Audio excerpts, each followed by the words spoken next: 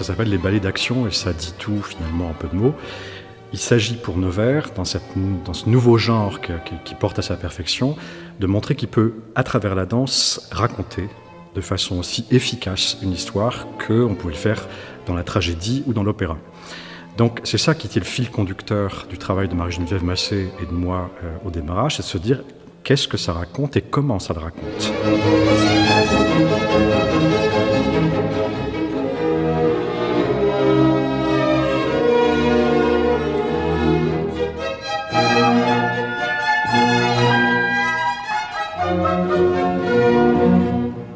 Pour moi, il s'agit d'exprimer les émotions avant tout. Et donc, ce sont deux magiciennes, deux femmes amoureuses et trahies. Alors, elles vont réagir différemment. De toute façon, comme elles sont puissantes, elles vont détruire des choses. Mais ce n'est pas tellement ça. Ce qui m'intéresse, c'est de voir la similitude à ces deux femmes, le côté intemporel des choses. C'est pas la première fois que ça arrive, c'est pas la dernière fois.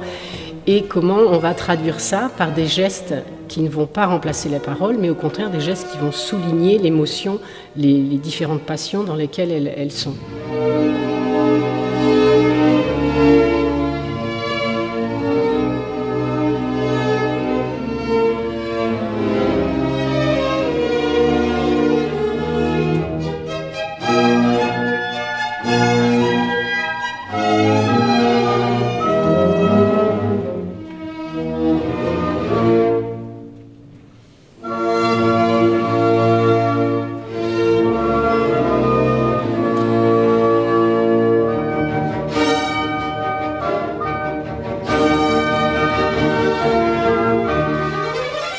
La fin du XVIIIe siècle en France est une période assez ambiguë puisque d'un côté on apprécie beaucoup les sujets, voire les livrets ou les arguments de ballet ancienne manière de l'époque de Louis XIV, et d'un autre côté on apprécie quand même des choses qui sortent justement de ces scènes obligées et notamment de ces scènes merveilleuses où on voit systématiquement les mêmes allégories ou les mêmes divinités.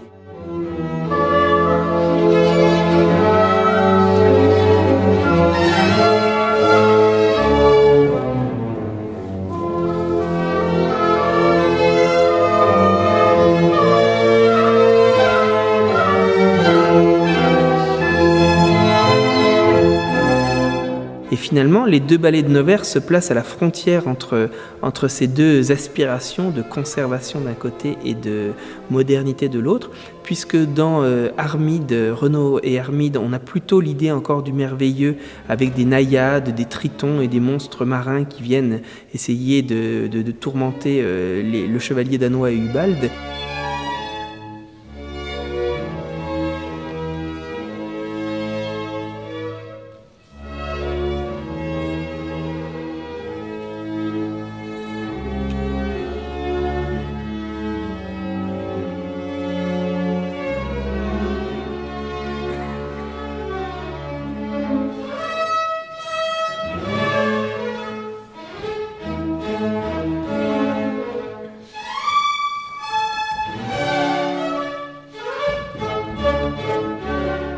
Le premier ballet Armide, on a souhaité le replacer dans un contexte, je dirais plutôt dans le baroque, avec son côté enchanteur, la magie, mais plus avec le côté naïf, oui, je ne sais pas comment dire autrement que enchanteur, féerique, raffiné, élégant, ludique aussi.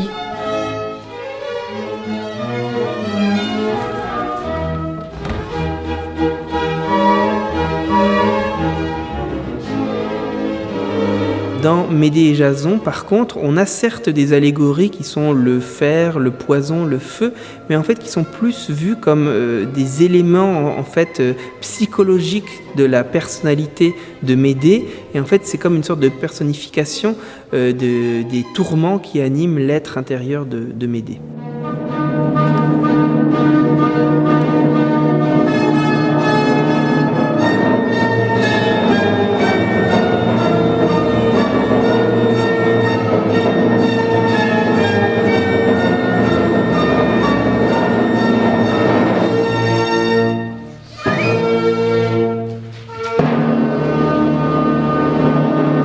C'est sûr que Médée ne doit pas être traitée comme une sorcière sanguinaire et infanticide. C'est surtout une femme blessée, affreusement femme, c'est-à-dire jalouse, très amoureuse, et puis qui a été rudoyée, qui a été trompée, qui a été bafouée. Donc l'histoire de Médée est telle, c'est tout. C'est un mythe violent.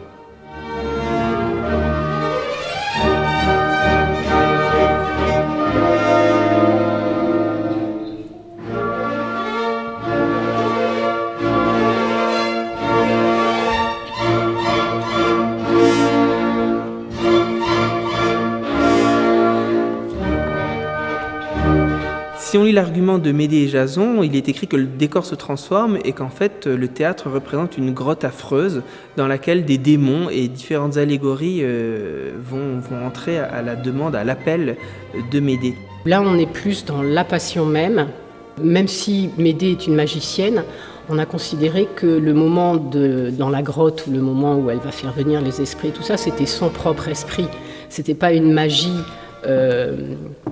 Les esprits infernaux sont plus là pour représenter l'état de fureur dans lequel elle est et la décision de vengeance qu'elle prend. Noverre, quand il écrit ces quelques lignes dans l'argument, en fait, on voit bien qu'il veut autre chose et qu'à ce moment-là, en fait, il veut une sorte d'introspection, de représentation de l'intérieur, finalement, de l'âme de Médée, et qu'en fait, les démons qui apparaissent, les allégories qui apparaissent ne sont en fait que les sentiments qui animent Médée et qui la tourmentent. Et donc, finalement, c'est une sorte vraiment d'introspection, malgré le côté fantastique et surnaturel que le théâtre peut représenter à ce moment-là.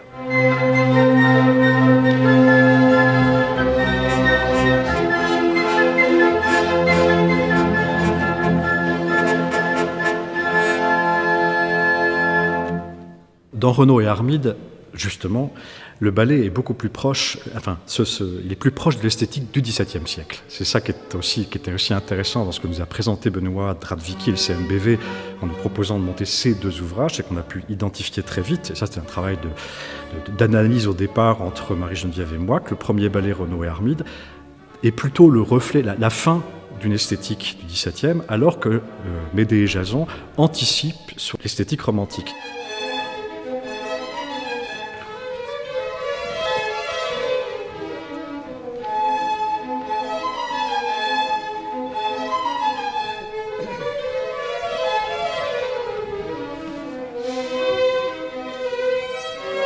Le propos, c'est de faire un décor historique, de même que dans le principe de la musique baroque, on travaille sur instruments anciens.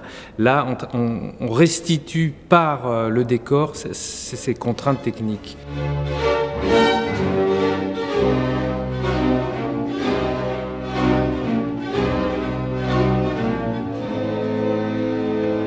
Le principe de ces décors sont des tableaux. Et ce sont des tableaux qui sont changés à vue. C'est-à-dire qu'à l'époque, il n'y avait pas de rideau de scène. Donc le public, une partie du plaisir, dans ce principe de théâtre à machine, où tous les éléments de décor peuvent disparaître, apparaître, on peut enchaîner les effets. Le principe du théâtre baroque étant les toiles peintes et la machinerie. Et cette année, dans ces deux ballets, l'idée c'était pour le premier ballet, donc Armide, de représenter l'île enchantée d'Armide, et donc le spectaculaire vient des flots qui s'écartent et qui laissent apparaître l'île enchantée d'Armide.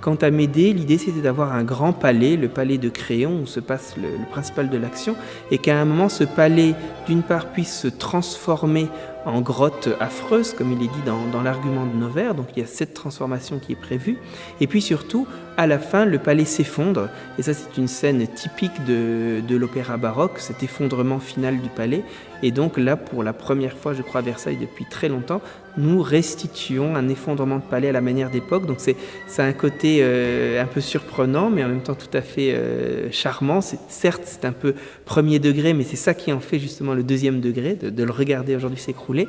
Et c'est une technique de machinerie assez particulière que nous avons réhabilitée à cette occasion.